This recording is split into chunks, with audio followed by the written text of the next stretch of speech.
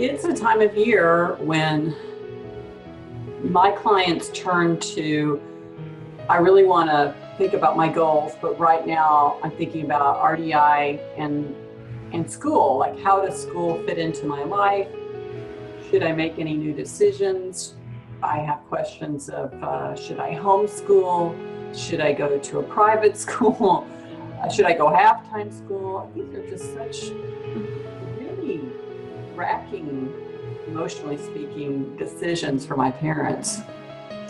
And I think and I think as consultants it is for us too, because we can't predict the future. And part of the anxiety and tension we feel is that anxiety and tension about what's going to happen. Who is this teacher? Will something come up that I'm not prepared for? Do I need an IEP or do I not need an IEP? And if I get an IEP, then is it going to be a self-fulfilling prophecy in the classroom? The teacher says, oh, I have a child with this diagnosis. I'll treat the child this way. Or is the teacher going to say, wow, I know a lot about that, so I'm going to make sure that the environment works for this child. And all of those things come to play. The hard thing is that the predictive ability is not there. You don't have enough information to feel settled. There's that unsettling, I find, for my parents. And when parents think about the wide variety of things, especially, here in the States, the great number of things that they can do, they want the best choice. But in the end, it's interesting because we talk about gray area thinking, and that gray area thinking really comes to play here because we don't know. We can only make an educated guess. We can pull all of the information together, much as we're teaching our children to do, and then go with the best guess. I encourage my parents to be dynamic in their thinking. RDI has really helped me with this over the years, that you're making the best decision you can now, but to try to be flexible in your head from month to month. What do you think about that? Yes, and I think that fits in nicely to how I'm considering the gray area thinking, because you'll have a plan A, but I think that you also want a plan B and a plan C. And I think sometimes the plan C should be a plan A. Yeah. So it's hard to sequence it and prioritize, but sometimes people will say, I really feel my child would do better homeschooling, but I just can't do it. So that's my plan C. And that's fine. I mean, if you can't do it, don't do it. It's going to be worse than a bad teacher in the classroom.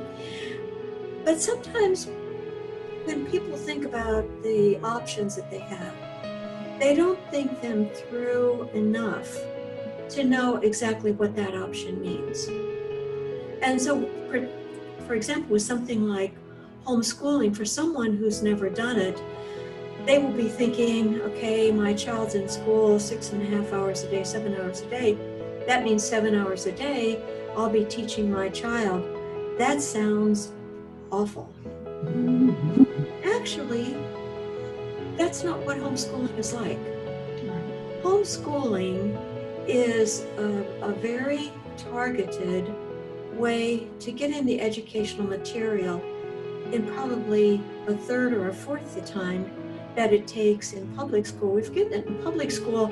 A lot of what happens is children are doing, for lack of a better term, busy work, while the teacher is teaching to the other children appropriately. So by thinking something like that through and understanding what that means, and that maybe you can just hire someone else to do it, it broadens your ability to make a good choice. And I only use homeschooling because I feel like it has worked for a lot of our parents, but it's also not worked for a lot of parents. And partly for the reasons I just mentioned. Well, and knowing it is one of the choices, but that there are more choices than there may seem to be. And I found that just searching, looking, seeking out information is one of the most valuable things parents can do, because there are some private schools that are open to part-time homeschooling, part-time going to school. I mean, they're out there. It just takes the seeking, if you will, the looking, not just thinking I've only got, well, you said plan C, but not just only thinking I've got A or B and that's it. There's no other choices. I think another thing that's really important about an educational decision is that you think about the quality of what you want to have happen and not the quantity. If you're going to have an IEP for your child, a lot of times there's a checklist. The child has an autism spectrum disorder. We're going to do bum, bum, bum, bum. And they have 6 things lined up, and they say, this is what we're going to offer you. But maybe your child doesn't need a shadow in the classroom. And if your child does need that shadow in the classroom, the question you have to ask is, how are you going to get rid of it? How is that person going to help your child be independent by working him or herself out of a job, not into a job? So the quality of what you want is important. I like public school a lot. And one reason I like public school is that legally they have to educate your child. And all of these other places out there, which may have, great ideas or be inclusive or do any number of things, by law, they don't have to educate your child. And, the thinking is, man, it costs so much. I know that they will do a good job for my child, but not necessarily, because by law, they can make that choice.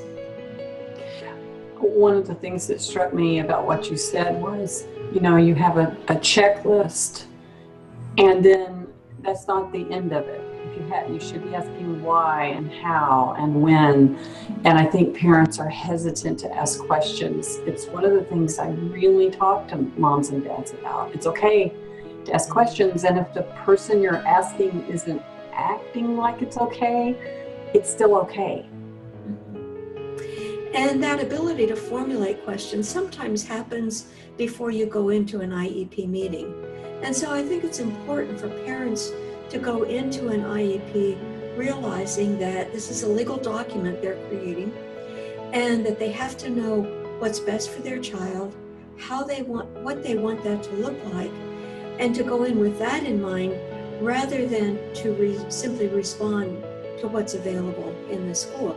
A good example of that is speech therapy. And a lot of times, parents whose children don't need speech therapy at all will be given speech therapy. And the speech therapist, who, by the way, I love speech therapists, yes, will come in the room with 4 or 5 kids and do a half hour, or the kids will go out. And it's really not about communication at that point. It's really about speech therapy. Mm-hmm. And so if a parent has been offered speech therapy, they really need to be writing into the IEP qualitatively rather than quantitatively. What does that look like? Is it going to look at communication rather than the acquisition of language? So sometimes you find yourself with your child in a situation that you start to recognize school-wise is not the right fit. But deciding to change is such an ordeal for parents. I'm not sure if it's because it's disrupting the boat. So they're on this boat and it's a leaky boat, but it's still on top of the water, and I'm afraid to change because I don't know what's going to happen on this other boat. That fear of the unknown is something that we all hate. We hate it for our children in school, but we hate it for ourselves as well. And so you magnify that fear and dislike of the unknown and change as well. you magnify that by having this wonderful human being who trusts you to make the best decision for him or her. And all you can think about is, I can do my best, but what if my best is wrong? Or it takes us down a path that where the boat is even leakier, or they just give us some kind of a life vest and say, don't take it off. It's scary. It's scary because when you really think about it, and I remember going through this, your child is at school for a fairly significant amount of time during their lifetime. So you want that time to be really spent well, because time is such a resource for us. It's not that you want every minute to be, because we know that's unhealthy, but it's that overall thought. And I know as a mom, when you start thinking about that, and sometimes I've seen Dr. Sheely, parents just not think about it. I just can't think about it. So it's kind of the opposite. But either way, I see this turmoil. I see the turmoil as well.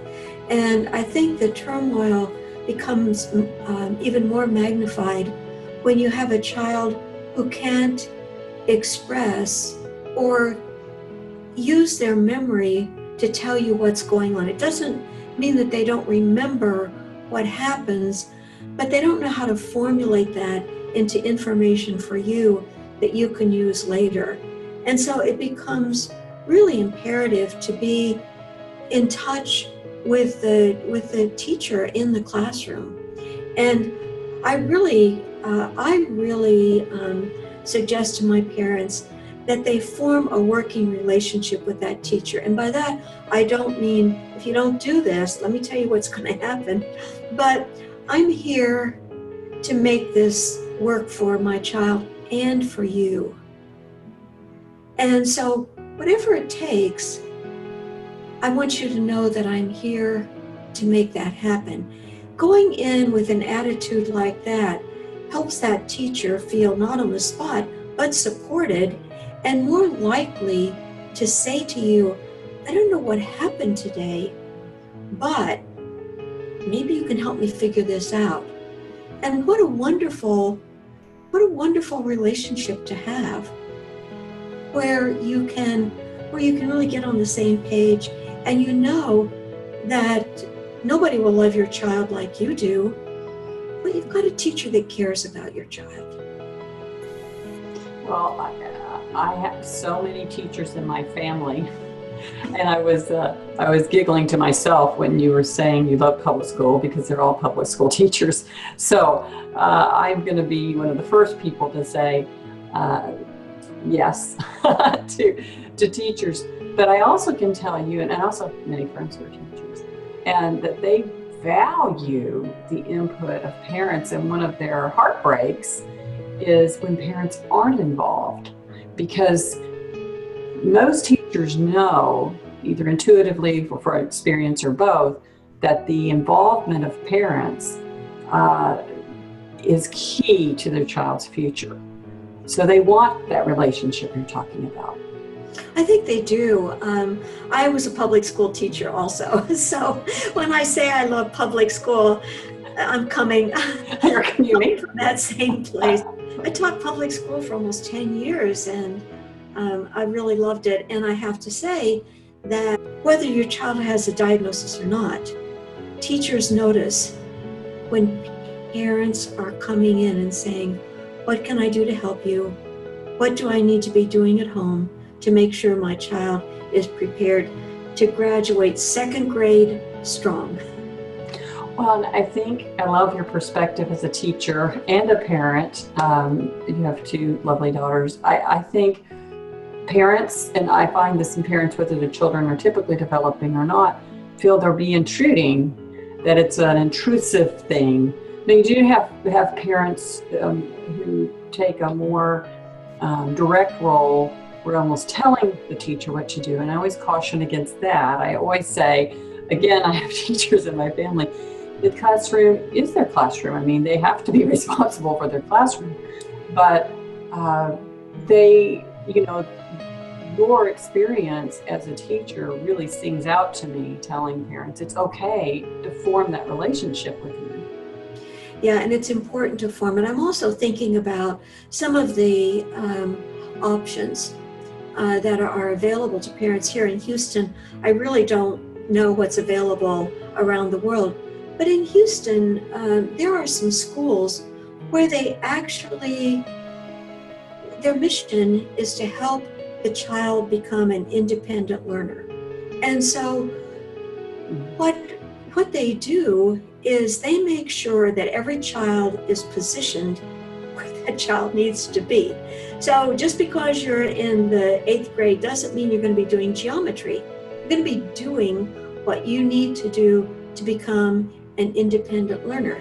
And the way they chart that is if the child can get most of the homework done during the school day and take home a half hour to 45 minutes at night. Now, think about that. How many parents, Catherine, have you and I spoken with where they say, all I do is homework. I spend this is not an exaggeration, 3 to 4 hours a night doing homework with my child. Yes.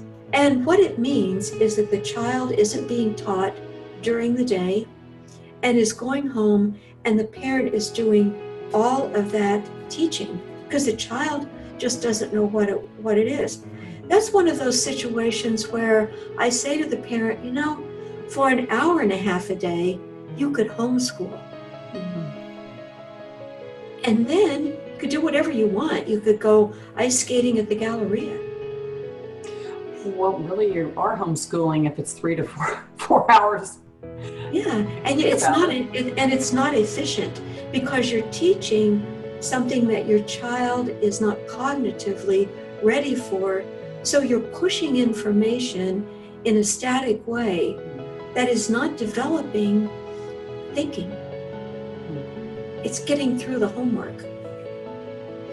Well, one of the things I wanted to do, and I think this is a nice segue from what you're talking about, is just encourage parents that it's okay about all the choices you have. It's good to shake yourself out of the static, even if you've been in a certain situation. If it's not working for you, it's not working for your child, you don't need anybody's permission to make a change. Some people make you feel like you need permission, unfortunately, but you talk so much about noise, and sometimes parents are hearing the noise of 1 or 2 individuals who say, don't rock the boat.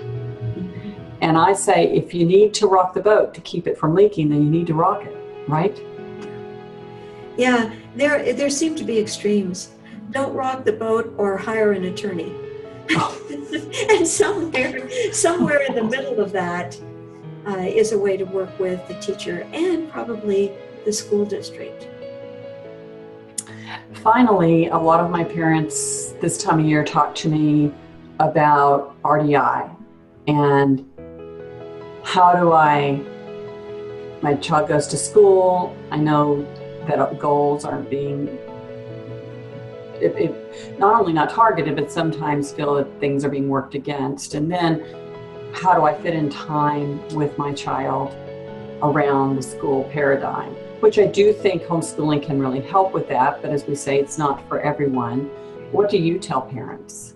Well, and also, even the example I gave of a school where they're helping the children become independent with the schoolwork doesn't mean they're helping the children become good thinkers. And the whole point of RDI is that we want our children to become independent, and the way they're going to become independent is by learning to think and to use their brains in the way that they need to be used. So I guess that parents, what we have to realize is that education is what it is. And I can't speak to education around the world, but I can speak to education in Texas, which has become very standardized test oriented. And so you used to have, wow, I had a great year last year with my child's 3rd grade teacher. They explored this and the way they did this project, and they had little group things, and it was like an amazing year. You don't see that anymore because the teachers are held accountable for those Texas state standardized scores. So parents have to realize that they may have only a certain amount of time every day when they can actually work on developing their child's mind. It's not just children on the spectrum or children with developmental differences or ADHD. This is the state of education. And I think it takes us as parents being mindful about that state and understanding that we're going to have to still have that space and time to guide. It's so important. And we in some sense have to fight for that time, I think. Well, and August is an exciting time. Kids get very excited about, buying their school clothes and getting all their school supplies. And so to build on that excitement and to make sure that as best you can, you position your child to be involved in a year of growth. And part of that growth, particularly for a child on the spectrum, is going to occur outside the public, private school setting.